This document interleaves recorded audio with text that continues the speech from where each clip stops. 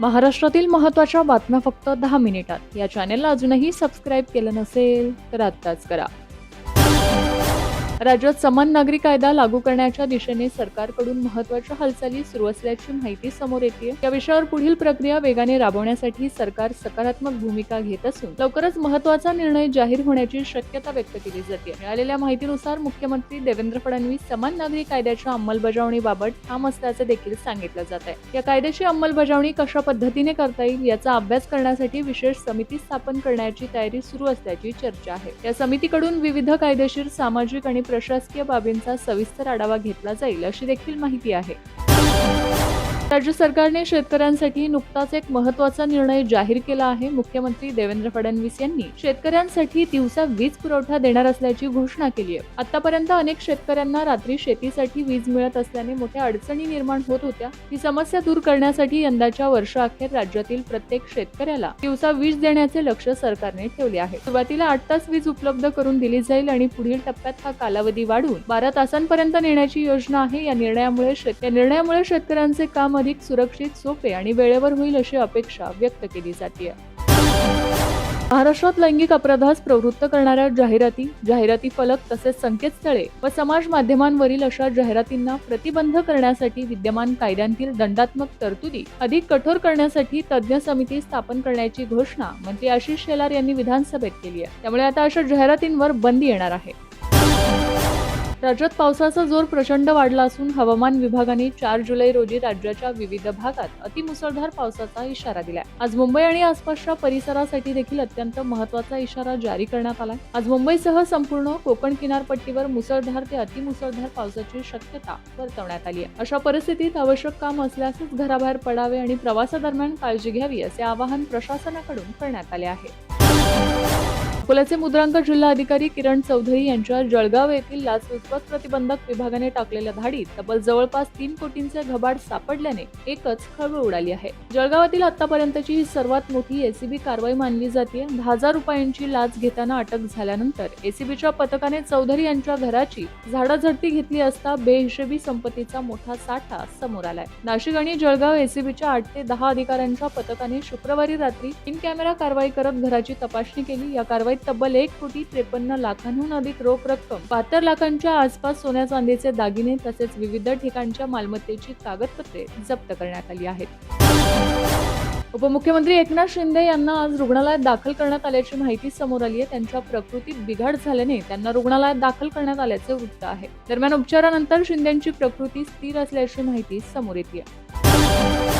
राज्यातील दूध उत्पादक, विक्रेते आणि डेअरी चालकांच्या मनमानी कारभाराला आणि अस्वच्छतेला चाप लावण्यासाठी अन्न आणि औषध प्रशासन आयुक्त तुकाराम मुंढेंनी ॲक्शन मोड ऑन केला आहे. दूध व्यवसायासाठी अत्यंत कडक आणि नवे नियम जाहीर केले असून नियम न पाळणाऱ्यांची गय केली जाणार नसल्याचा थेट इशारा देण्यात आला. नव्या नियमांनुसार आता प्रत्येक डेअरी आणि प्रोसेसिंग प्लांटला HACCP ही आंतरराष्ट्रीय दर्जाची सुरक्षा प्रणाली लागू करणे बंधनकारक करण्यात आले आहे. दुधाच्या तपासणी दरम्यान कोणत्याही टप्प्यावर जर दूध निकृष्ट दर्जाचे किंवा मानकापेक्षा कमी आढळले तर ते पुढे प्रक्रियेसाठी पाठवण्याऐवजी जागच्या जागी रिजेक्ट करून नष्ट करण्याचे कडक आदेश देण्यात आले आहेत. त्यामुळे ग्राहकांना शुद्ध आणि सुरक्षित दूध मिळण्याचा मार्ग आता मोकळा होणार आहे. राज्यात ऑपरेशन टायगर अंतर्गत पुन्हा एकदा मोठ्या राजकीय घडामोडींना वेग आलाय. धुळे जिल्ह्यात ठाकरे सेनेला मोठा धक्का बसला असून पक्षाच्या उपनेता शुभांगी पाटील यांनी अखेर शिंदे सेनेत जाहीर प्रवेश केलाय. ठाण्यात रात्री 1 वाजता पार पडलेल्या एका विशेष सोहळ्यात हा पक्षप्रवेश झाला. धुळे आणि उत्तर महाराष्ट्रात शुभांगी पाटील यांचा मोठा जनसंपर्क असल्याने त्यांच्या पक्षप्रवेशामुळे या भागात शिंदे सेनेची ताकद कमालीची वाढणार आहे.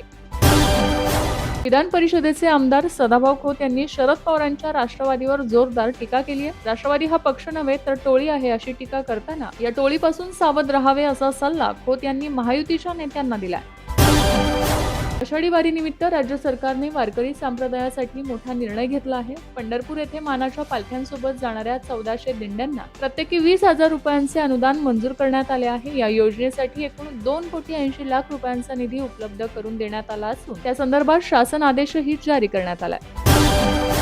शरद पवार गटाचे खासदार अमोल कोल्हे यांनी पुणे नाशिक रेल्वे प्रकल्पाच्या संदर्भात बोलताना महायुतीकडून विकास कामांसाठी ऑफर आली तर त्यावर विचार करू असे वक्तव्य केल्याने राज्याच्या राजकारणात मोठी खळबळ उडाली आहे. या विधानानंतर शरद पवार यांच्या पक्षातील खासदारांमध्येही फूट पडण्याची चर्चा रंगू लागली आहे.